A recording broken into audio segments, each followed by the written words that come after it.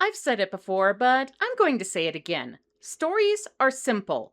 Even at their most morally ambiguous or nonlinear, they have a clear, complete narrative, characters who inhabit easily defined roles, and clearly traceable causes and effects. History is, to put it mildly, fucking complicated. A tangled mess of action, circumstance, and motivation filled with people who seldom, if ever, fit into neat moral categories, where nothing is ever completely resolved and the effects of a moment might not be fully known until years or even decades down the line. So, when you reduce history to a story, whether it's the self serving and easy to digest narrative taught in schools, or a piece of theater like Shana Taub's musical Suffs, a lot is going to get lost in the translation. So, once again, we're going to take a dive into the complicated relationship between art and life with Doris Stevens' Jailed for Freedom, a first person account of the militant fight for women's rights and the battle for women's suffrage in the early 20th century United States.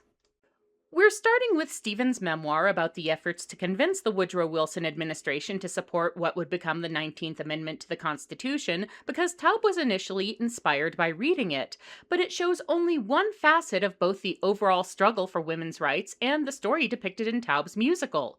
To begin with, it recounts the end of a struggle almost three-quarters of a century long, beginning with the first resolution in favor of suffrage by the Seneca Falls Convention in 1848, to the first dedicated activists led by Susan B. Anthony and others, to the states that granted women the right to vote before that right was nationally established.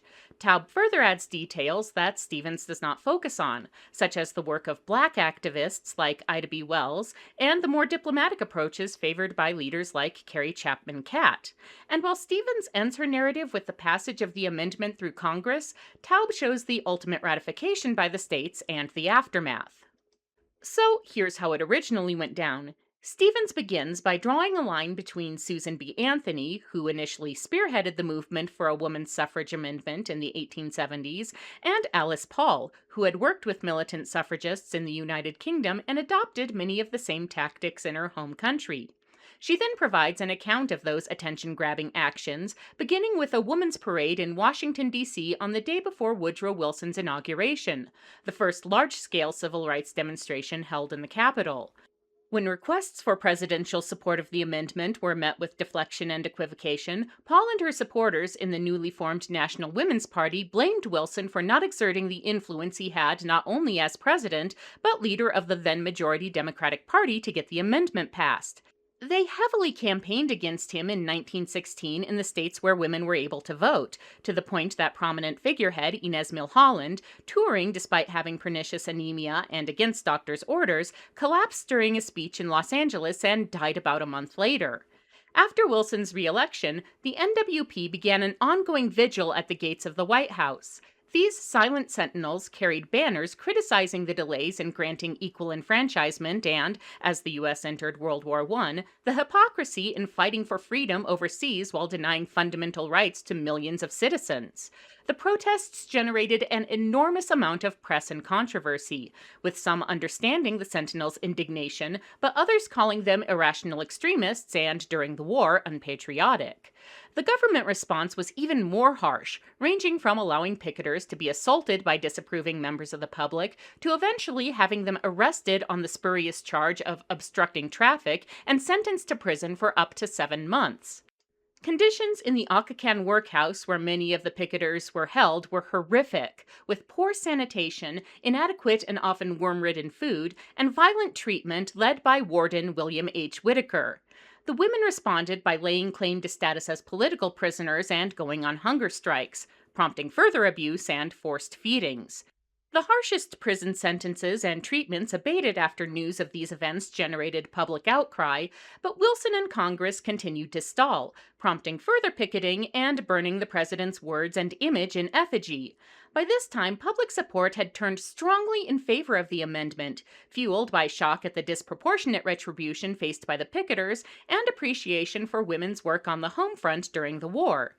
This combination of determined pressure and political expediency ultimately won out, with Wilson rallying the last few votes needed for passage in Congress on May 19, 1919, with official ratification by the states being completed in Tennessee a little over a year later on August 18, 1920. It goes without saying that a historic movement on a scale such as this is much bigger than can be contained on any stage. In Suffs, the quartet of Alice Paul, Lucy Burns, Doris Stevens, and Ruja Venslavska serve as representatives for the dozens of women Stevens lists as being imprisoned over the course of 2 years, even after the worst of the situation had been exposed to the public. Dudley Malone is depicted as Wilson's chief of staff, but had only been an assistant secretary of state for a few months. Most of his time with the administration was spent as collector of the Port of New York, a change which can be justified in order to bring him more naturally and frequently into contact with the president. And of course, the views of the characters are more neatly defined than their real world counterparts. Malone did advocate for suffrage and resigned from the Wilson administration in protest of its delays on the matter, but he also bought into the false German nationalist accusations of French African troops assaulting German citizens during the war. Carrie Chapman Catt did hold racist and nativist sentiments, which by the passing of the 19th Amendment she had renounced, allying with black suffragists and later decrying the treatment of Jews in Nazi Germany. Stevens, meanwhile, expresses sympathy for the black inmates she encounters in prison, but can't conceal a somewhat condescending manner in her representation of them.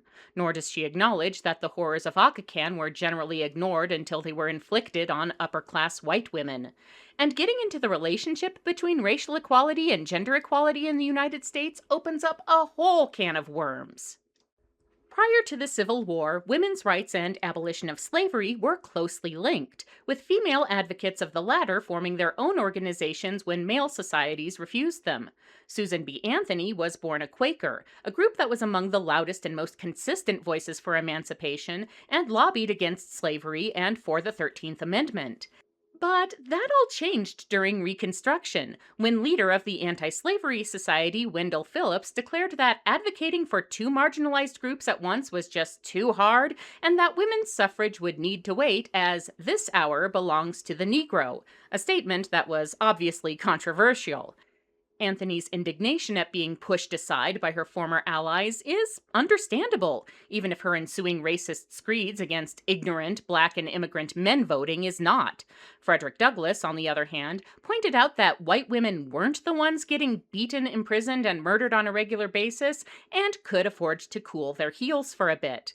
Still others insisted that the two issues remained joined under the larger umbrella of universal equality, but the breach remained and persisted. When Ida B. Wells castigates the white suffragists for telling her to wait her turn, she's not just exposing their own hypocrisy, she's reminding them that they've already heard that exact argument used against them and they rejected it, and she shouldn't have to accept it any more than they did. But in the end, shows like Suffs are not really about deep dives into the murky waters of history.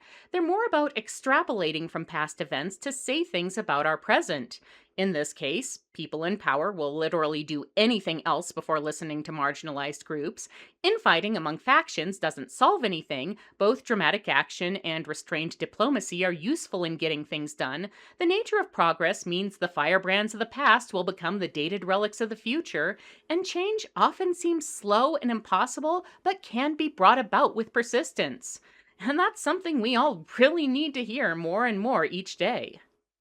I'm a